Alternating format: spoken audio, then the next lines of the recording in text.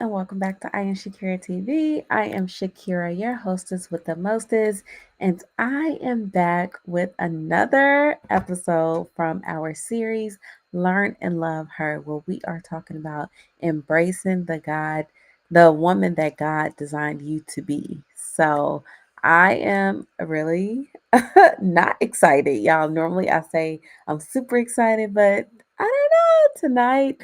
Not so excited, but I know it's so necessary to talk about. So I'm definitely here. I'm ready and I'm present to talk to you guys about her intentional healing and strength. You guys, healing and strength is just one of those topics that I talk about healing all the time, but when you have to like really dive deeper into it, it becomes a lot. And one thing about it is when God is going to have you share something, the devil will be mad, okay? And he will try to attack you in every which way.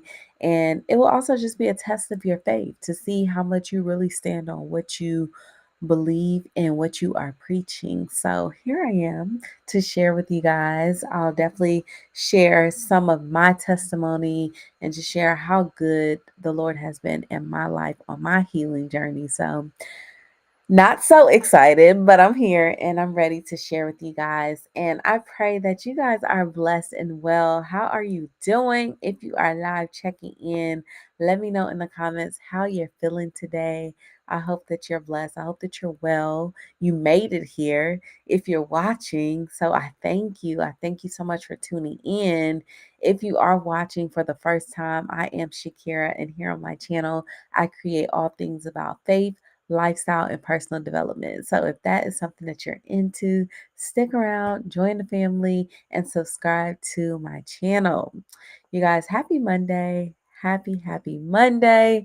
It is a new week and it's also Black History Month. So happy Black History Month.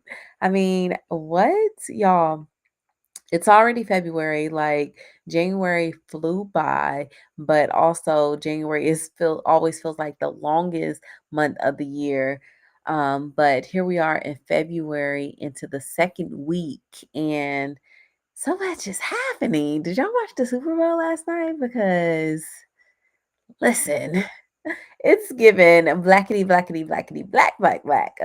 And I am just so proud to be black. Shout out to the Eagles. Shout out to the Eagles for winning the Super Bowl. I am just so proud and happy for them, especially Jalen. So, yes, let me know in the comments, did y'all watch the Super Bowl? Did y'all see the halftime show with Kendrick Lamar? He brought out SZA, Uncle Sam, Samuel L. Jackson was a whole mood. He brought out Serena, like, oh, just doing it for the culture. Absolutely amazing. So many wisdom nuggets from his performance. Like if you were looking to just be strictly entertained, then maybe you missed the whole message. There were so many educational pieces and wisdom nuggets from his performance, and you really have to just go and watch it again and again to catch every little detail. Like there was so much to unpack from it. Like I woke up this morning just feeling the weightiness of like what happened yesterday and then dove deeper into like all the things, all the little pieces. So it was good. Super Bowl was it was different. It was different from like what we've had in the past years, but nonetheless, we're not here to talk about the Super Bowl. I just wanted to touch on that just a little bit because we can't celebrate Black History Month without celebrating what took place yesterday because it was definitely historical. It was iconic, and I'm just I'm just still processing, okay? But here we are. Welcome to I Am Shakira TV. I am Shakira, your hostess with the mostest, and we are back for another episode in our series, Learn and Love Her, where we are embracing the woman that God has designed you to be. Tonight, we're talking about her intentional healing and strength. And while I'm not so excited, I'm ready to just share with you guys and hopefully bless you with my testimony and how God has helped me on my healing journey and continues to help me because He is an on time God. He is an all sufficient God, Jehovah Rapha, our healer. And I'm so grateful to be able to just share what He has given me on tonight. So, y'all, healing is hard work. It's not easy. It is not for the weak or the faint or the weary, okay? Because healing is hard work and it feels like open heart surgery. It feels like that. And if you never had any type of surgery before or had to go under any type of procedure, then you probably can't even feel the intensity of that. But just think about open heart surgery or someone having to go under a major procedure. That's what healing feels like. It's very intense, it's very brutal, very painful. But once you are healed, you tend to feel better after whatever procedure that may have been. And the beautiful blessing about healing, intentional healing, is that we have the greatest surgeon of all doing it for us, Jesus Christ. We have God who is the ultimate healer. And that is the beautiful part about healing, although it is messy, okay? Surgery is messy. Like you come out of there, it's gonna probably be a little blood, little sweat, little tears, everything all over the place. And then they gotta clean it up and patch everything back together. And that is very similar to what healing feels like, what it looks like. And y'all, we just have to really take our healing journey seriously because, especially as Black Americans, we have been through a lot. Maybe not you yourself, but through our generations, we have experienced a lot. And we don't recognize that we carry the weight of a lot of those things or generational things from your family bloodline with you into the person that you have become from the things that happened in your past. And if you don't unpack it and you just suppress it, then you just become a oppressed individual. So we have to prioritize emotional wellness, and that is huge for me. Like, I'm a very introspective person, so I'm able to recognize like when I'm not well, when I'm not okay. And for many, many years, I used to suppress my emotions because one, that was before, I knew about therapy. Like, I spent my 20s in therapy. Like, that's when I got into therapy. I think I was probably 20, maybe 23. 23 is probably when I first started doing therapy. But as a teenager, as a young girl, like, I suppressed a lot of my emotions because I felt like nobody understood where I was coming from. Nobody cared. Nobody wanted to hear. Like, I didn't feel seen, didn't feel heard. And, it caused me to suppress a lot of things and caused behaviors to act out in ways that I probably shouldn't have. So that's why I'm very huge on like prioritizing your emotional wellness. And let's talk about it because there are a lot of people, whether it's young kids, teenagers, young adults, adults, grown adults, baby boomers, like people who do not have the emotional intelligence or the emotional maturity to even recognize when they are feeling a certain thing, or that they are feeling a certain thing, or that they have suppressed many things that have happened to them in their past. So tonight specifically, y'all know I always say I can't talk about nothing I ain't been through. So I'm specifically talking about just my journey and just kind of a little bit of the past and currently where I am. Um, and I am a mom of two. For those of you who don't know, I'm a widowed mom of two. So my healing journey has included a lot of intricate pieces, from my childhood experiences, from my teenage experiences to young adult experiences, from postpartum depression to grieving to the loss of my late husband, close loved ones, and grieving people who are still living, grieving the my old life, the life I thought I would have, like a lot of grieving. So there has been a lot of different healing pieces in my journey, but I know for sure that I always say nothing is wasted. God uses everything, and he can heal you if you completely surrender to him and allow him to take your broken pieces and make you whole. And that's pretty much where the whole concept of identify you, I am Shakira TV, everything came from. Like the Lord specifically spoke to me and said, like, I want to heal your broken pieces. I want to use all of you, because typically when we go through things that are not favorable, not of our choice, not of our liking, we tend to want to, shun it, shame it, or suppress it, or just act like, it never happened and try to move forward. But God can't use who we pretend to be. He can only use all of you. So it's important to allow yourself to heal from the past, and then also strengthen your faith for the right now and for your future. And tonight, that's what I hope that you will be able to take from um, this session. So let's get into it, y'all. Also, I want to go ahead and share on the screen, because y'all know that we have our journal, our workbook, interactive guided journal that goes along with this series. And if you purchase, the Love Her beanie, you will get the guided journal for free. Okay, with that. So with your purchase. So I just want to put that out there. But moms are grieving in ways that we may not even recognize.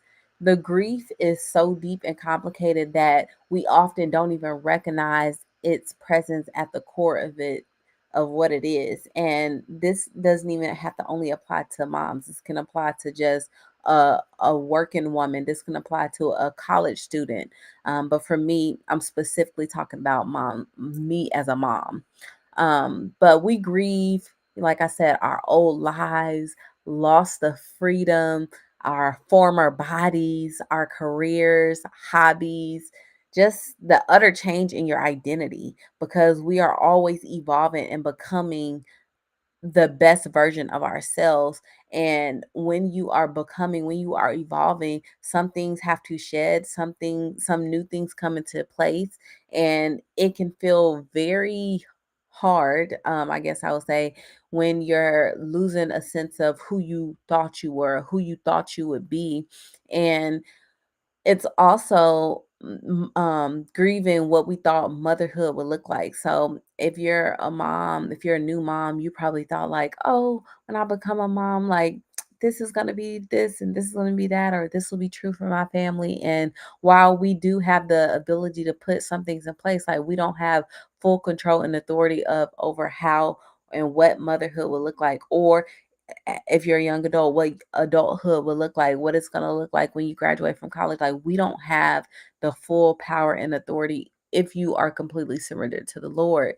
So it can feel very challenging, and you would have to grieve, those parts of you, and those dreams that may not come to pass immediately as you saw fit, especially for my women who are, in your 20s. You're probably approaching your 30s and you're feeling like, man, by the time I was 30, I wanted to do this and this. Usually it's like, I wanted to purchase a house, I want to get married, I want to have my first kid. Like, you got all this stuff that you want to do before you turn 30, and then you get to 30 and you like, oh, wait a minute, everything is not aligning how thought that it would happen. And I just want to remind you that it's okay, and to release the pressure from yourself, because a lot of times we put more pressure on ourselves than it needs to be. Life is to be lived, and when we surrender to God, like, we can live it out better and enjoy the process. Like, now in this age, I have come to learn, like, the process is such a beautiful journey, and we have to enjoy that before we can like arrive at whatever that looks like. Because really and truly, you guys, like, we never arrive. Like, eternity is really the ultimate goal. So even when you do get all those things, because, and I can say that speaking from my own journey, because I accomplished all the things that I had on my vision boards, all the goals that I had for myself, all the things I said I would do by the time I was 30, I accomplished every single last one of them. And I still was like, okay, this don't feel like what I thought it should be. And I was 29 years old when my late husband, right before I turned 30 actually, but I had already bought the house, bought my dream car, had the job, had the career, all the things, had the money, had the husband, had the kid, and then life came crashing down and I became a widowed mom to two at the age 29 years old to a 3-year old and a 2-month old baby. So imagine all the things that I was feeling. Imagine the spiraling that came.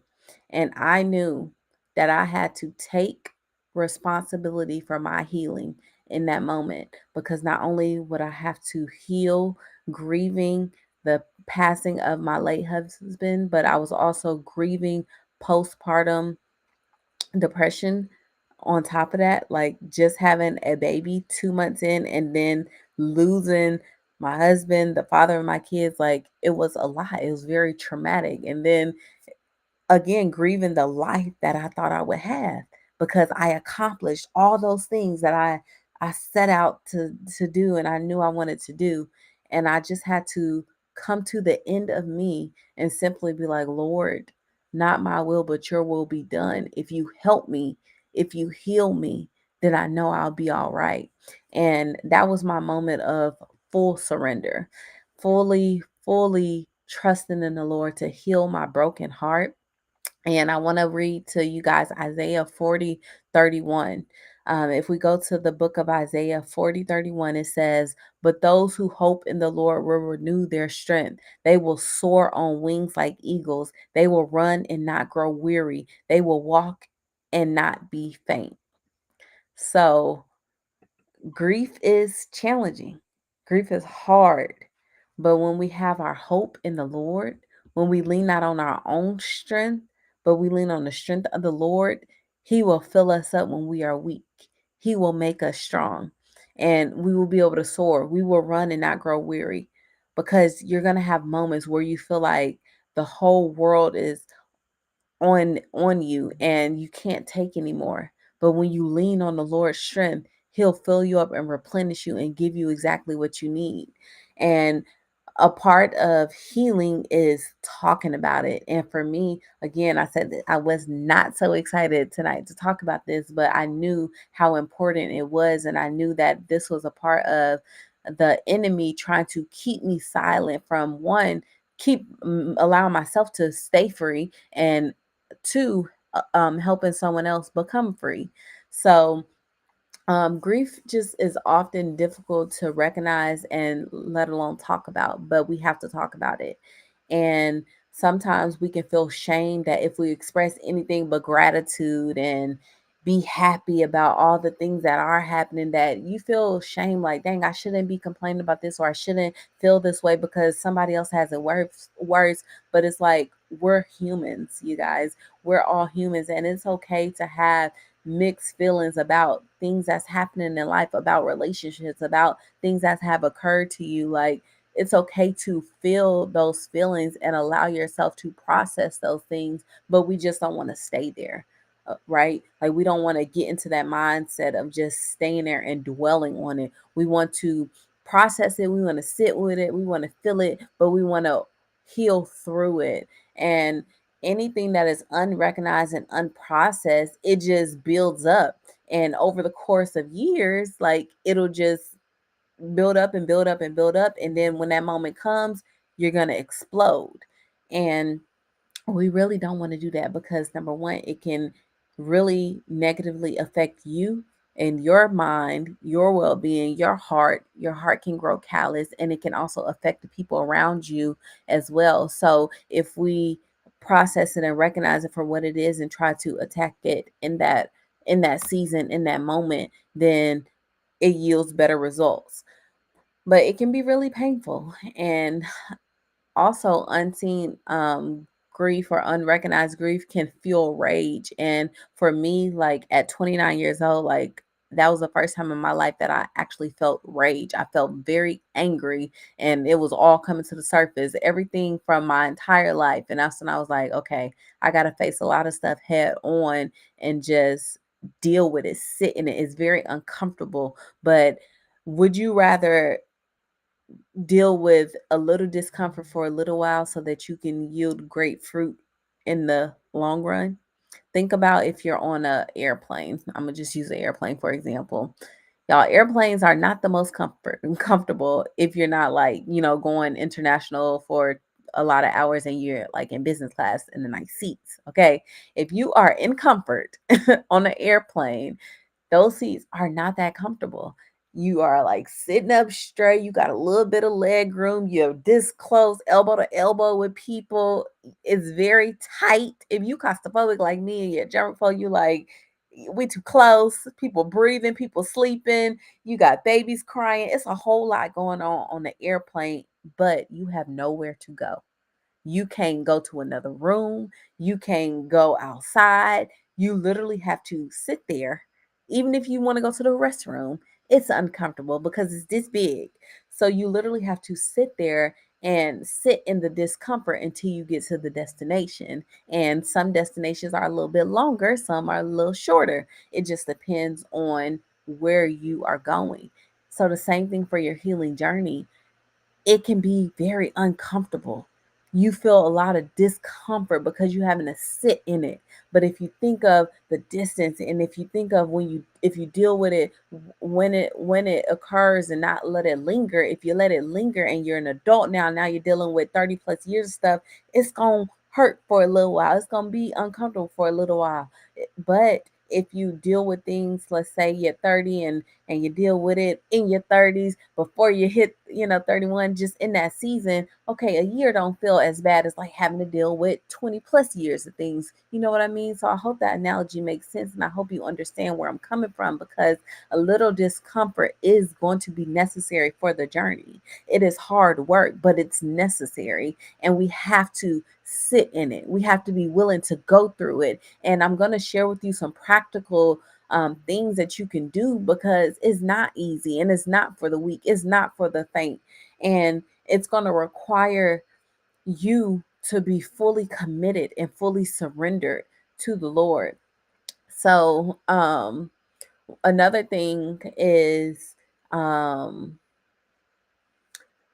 with that rage leads to, the Bible tells us to that we, oh, that's so good. Thank you, Holy Spirit. So a lot of people say like you shouldn't get angry. The Bible tells us not to be angry. Well, the Bible actually tells us that it's okay to be angry, but we shouldn't act on that anger. So if you're angry and the rage comes in you, then you begin to act on it. You begin to say things. You may physically do things. You may do things with your body that don't you wouldn't necessarily do if you were in a right state of mind or if you were in a calm state. So it's just important to address those things head on, so you don't become addicted to certain things. You don't begin to act out in different ways.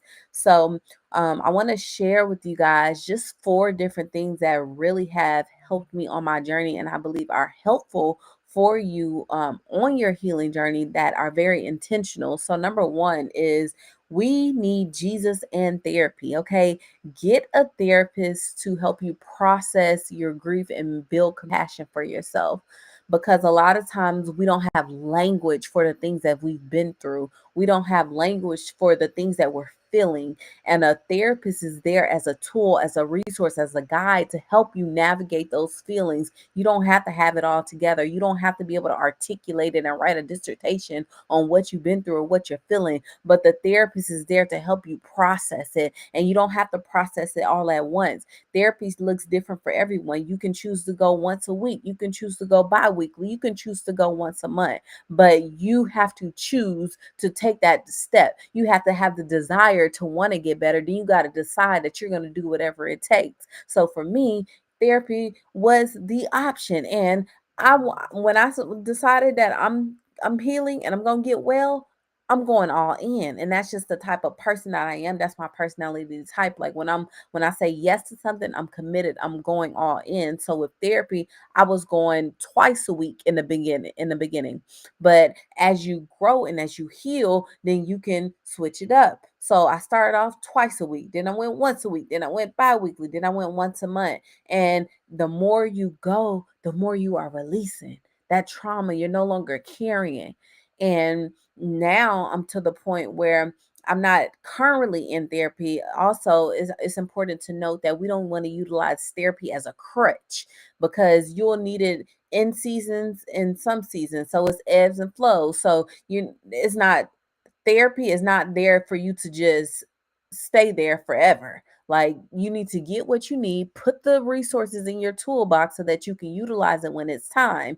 And then in other seasons, it may be a time where you got to dive back in. So right now, I'm not currently in therapy because I did so much therapy leading up to this point that it's not necessary for me to show up. Like, when you get to the point where it's becoming redundant and you just like, y'all chit chatting, laughing, kikiing, like now we like homegirls, and it's not giving me what I need. And therapy also ain't cheap, y'all. It costs money. So if you have health insurance, like check with your healthcare providers. Like, it may be included in that, but it may not, and you will have to pay for it. And therapy is not cheap, okay? But it is necessary. So if you desire and you decide that that's something that you're going to do, you're going to budget that money so that you can get into therapy. And therapy, what I found out and what I love is that it also helps build compassion for yourself. I always talk about this on my channel, is that I have always been the hardest on myself. And I would beat myself up a lot for the mistakes that I made and the situations that I got myself into, because we like to say, oh, the enemy this and the enemy that. No, some stuff, sis, you brought upon yourself and you got yourself in. And then we want to call for God to deliver us and set us free. And, I beat myself up for it a lot. But then therapy allowed me to have compassion for that young girl. Therapy allowed me to bring her with me and not shun her, not beat her up, and still love her and treat her with compassion, and know that and now I know how to talk to that young girl when she shows up in my adult life, because she needs to know that she is safe, she's okay, and I got us from here on out. So y'all, therapy just gives you the tools that you need to persevere and keep on moving forward. So utilize therapy. We need therapy and Jesus. Don't be a fool talking about, oh, I'm going to just have Jesus going to deliver me. Yes, he will. He absolutely will. But he also gave us practical things here on earth. He gave us therapists who have brilliant minds and degrees and tools and things. He gave us resources here on earth. So let's not be a fool and think that and get too spiritual about everything. Like, we need therapy and Jesus. So that's first. The second thing is acknowledge all of your losses and the pain that you feel with them. So for me, I had to acknowledge a lot from the past. I had to acknowledge the losses that I had. Rather, it was loss of friendships, romantic breakups. Rather, it was loss of dreams or things that I desired that no longer align with my walk. Just whatever it is, acknowledge the losses, acknowledge them.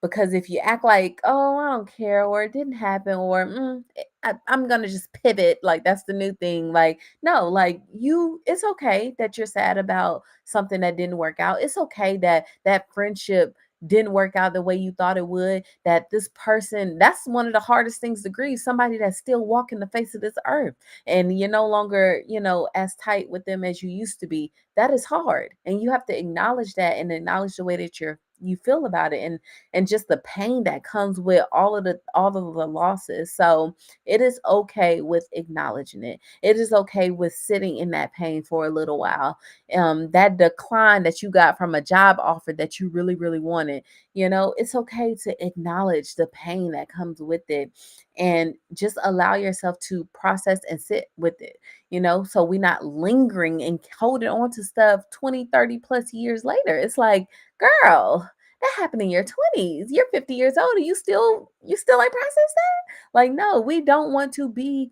her. We want to be healed. We want to be whole. So acknowledge all of your losses and just feel the pain. And then number 3 is allow yourself, this kind of goes along with it as well, but allowing yourself space and time to feel and express those losses. So what I mean by this is maybe you used to be a very extroverted person and you could be around people all the time, but in your healing season, you've retreated, you feel a little isolated, like you're doing the work on yourself. Don't feel bad for giving yourself space and time. And I use that example because why? That was me.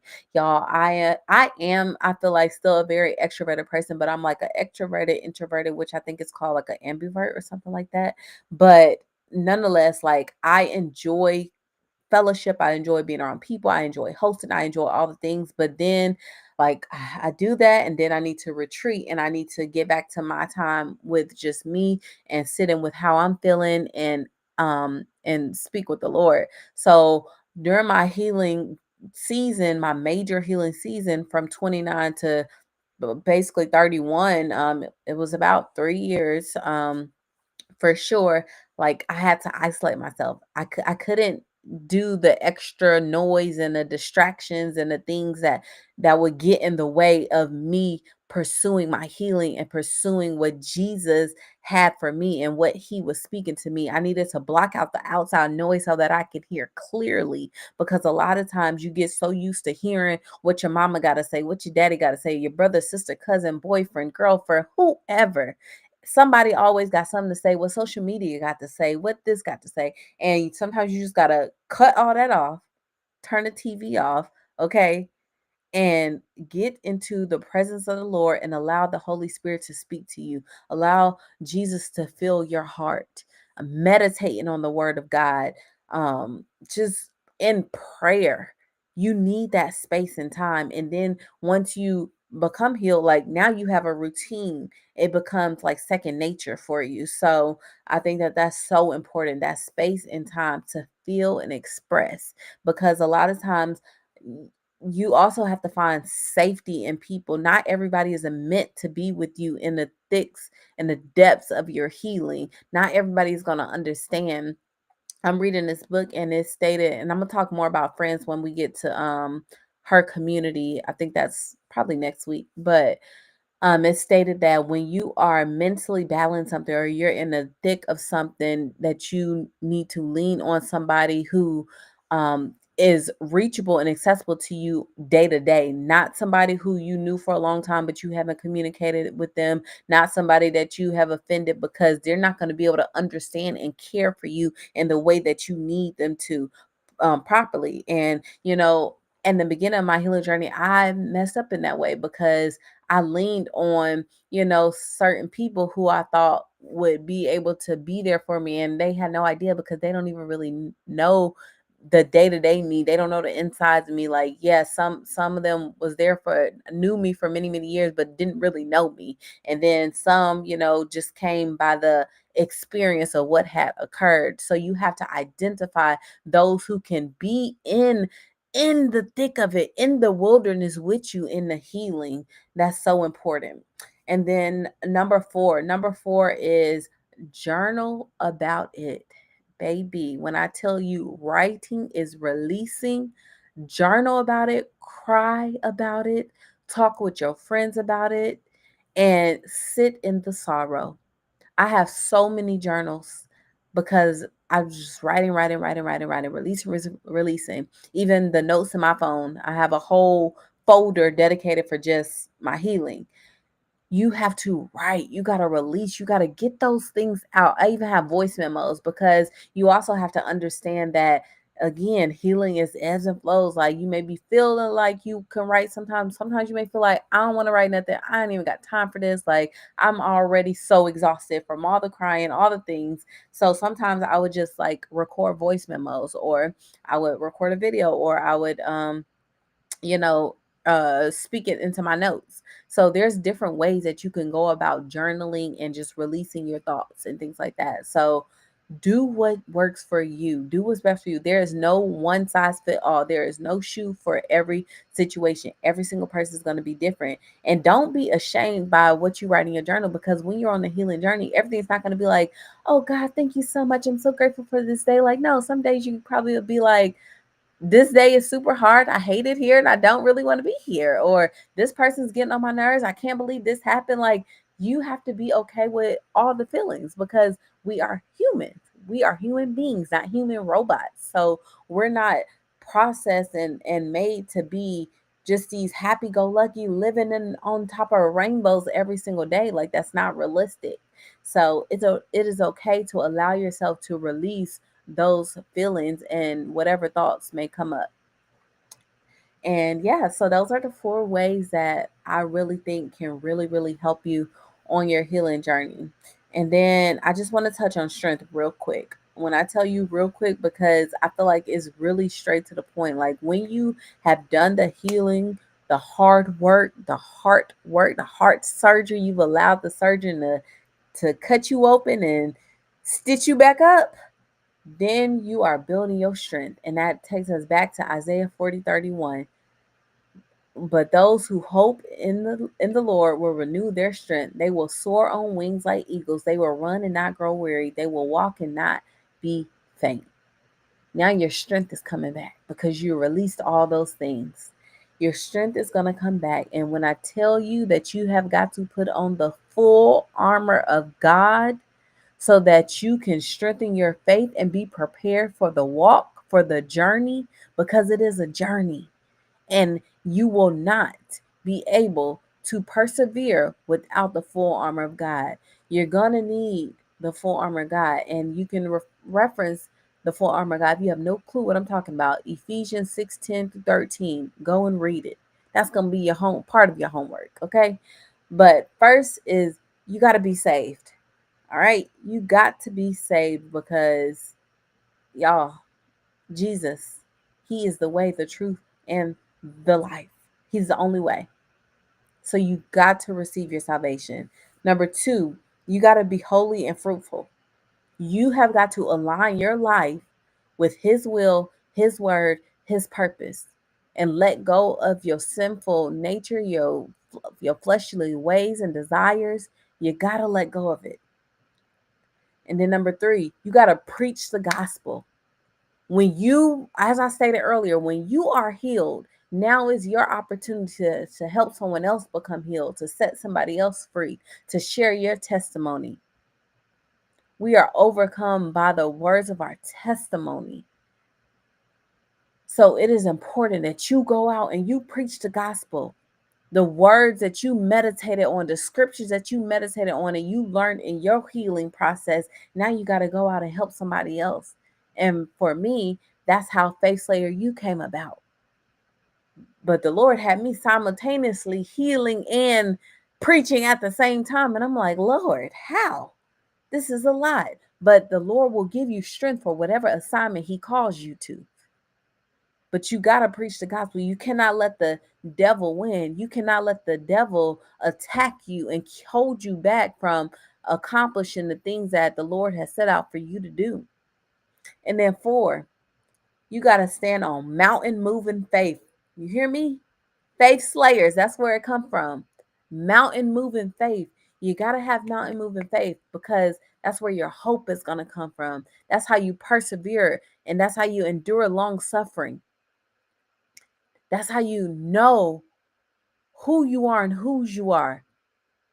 That's how you put up the good fight of faith. But it requires you to have on the full armor of God. You got to stand on mountain moving faith. Number five, memorize and use the word of God. Y'all, the best way I teach to do this is index cards, sticky notes around your house, in your car, everywhere. You got to let that word pierce your heart. What's in you is what's going to come out of you. So you got to stand on truth. You got to stand on the word and memorize it so that you can use it at the right time. Okay? Because there is going to come a time where you got to use it. You got to spit it. And then number six, prayer, y'all. Prayer will determine whether you will overcome or be defeated. Some of us, we do 1-5, but our prayer life sucks. You lack in that area, or you're only praying safe prayers. You only thanking God for your blessings. But you got to pray. And I've taught this in my community, Faith Slayer U, but I may do a session on this and talk about it here. But how to pray.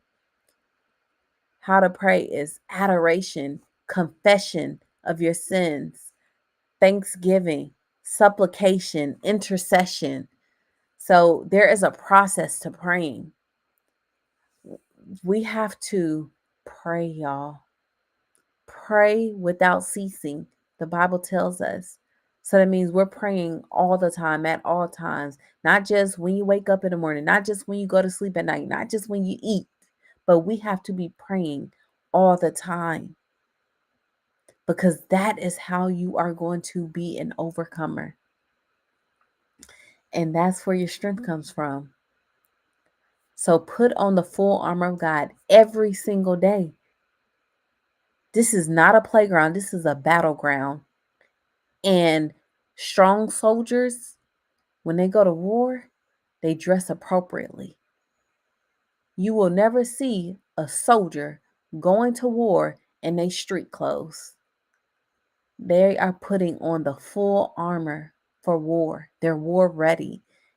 And we have got to be war ready daily, because we are not fighting against flesh and blood. We are fighting against principalities, rulers in the kingdom of darkness. So you guys, I pray that you will be healed. You will take your healing seriously in 2025 so that your faith can be strengthened and you can embrace the woman that God has designed you to be. I pray that this word has blessed you on tonight. I pray that you will go forth and you will get before the Lord and see what your next steps are, because everybody's process is different. Everybody is on a different step of their journey. But before we go, I have an affirmation for you, and I got your bullseye, because we got to hit the bullseye target in this Learn and Love Her series. That's how we're going to get complete healing and restoration. Our affirmation, you can type it in the comments below. You can say it out loud. I am healed, whole, and strong in the Lord. I am healed, whole, and strong in the Lord. Affirm yourself, girl. That's where the true healing is going to come from. Now, the bullseye. The bullseye for tonight's session is write a letter to your past self, offering forgiveness and releasing pain. Whatever you are harboring because of your teenage self, your young adult self, the little girl, what she went through, it matters. That pain, we see her, we love her, but we got to release it. We got to forgive her for the mistakes that she made and the things that she brought upon herself. And we also got to release the things that she didn't bring on herself, because God allowed it and nothing is wasted. And your story matters. It's your testimony, but you got to heal so that you can see the good in it, so that God can get the glory. So hit the bullseye. That's your bullseye target. You guys, thank you so much for tuning in today. If this message has blessed you in any way, please go ahead and subscribe to my channel. Hit that post notification bell so you can be notified every single time I post a new video. Also, you guys, share this. Sharing is caring. If it blessed you, 9 times out of 10, it's going to bless someone else. There are women depending on us, waiting on us from our obedience.